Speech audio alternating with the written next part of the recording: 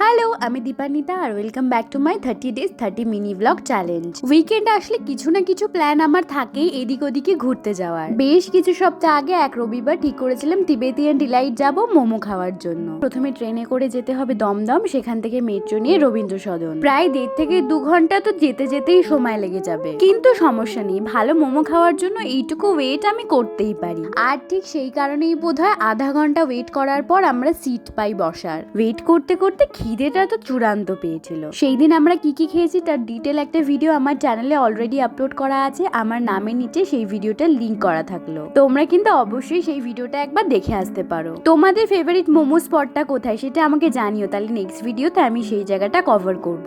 Tibetan ডিলাইটের momo আমার personally ভীষণ পছন্দের। এই তো কথা বলতে বলতে আমার খাওয়া দাওয়া কমপ্লিট, বিলটা মিটিয়ে চলে গেলাম হাঁটতে হাঁটতে নন্দনের উদ্দেশ্যে। এইটা নিয়ে আমি সেকেন্ড বার নন্দনে আসলাম, আর এখানে আসলে না বাড়ি ফিরতেই ইচ্ছে করে না। নন্দনের চত্বরে বেশ কিছু কিছু সুন্দর সুন্দর ছবি তুলে বেশ ভালো সময় কাটিয়ে ফিরলাম বাড়ি। দেখা হচ্ছে নেক্সট ব্লগে।